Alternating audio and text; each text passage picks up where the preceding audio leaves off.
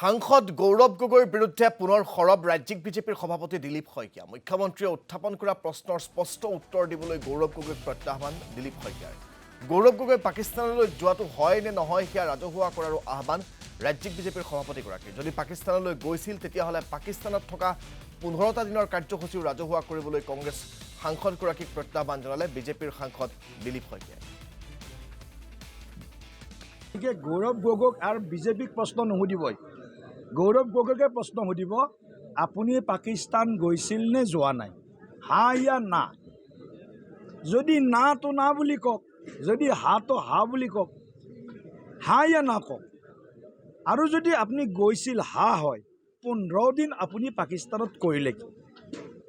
ভাৰতবৰ্ষৰ স্বাৰ্থৰ হকে ভাৰতবৰ্ষক বিশ্ব প্ৰেক্ষাপটত শক্তিশালীভাৱে উপস্থাপন কৰাৰ কাৰণে আপুনি পাকিস্তানত গৈ কোন কোন ষ্টেক হোল্ডাৰৰ লগত কথা পাতিল ভাৰতৰ স্বাৰ্থৰ হকে, সেইখিনি জনাই দিয়ক। ভাৰত চৰকাৰে খুব ভাল পাব, প্ৰতিগৰাকী ভাৰতীয় নাগৰিকে ভাল পাব, জনাই দিয়ক।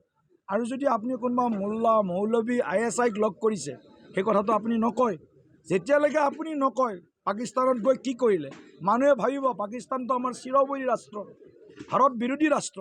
তো পাকিস্তানততো কংগ্ৰেছৰ এজন MP বা কংগ্ৰেছৰ নেতা এনেই নাযায়, ফুৰিবলৈ নাযায়।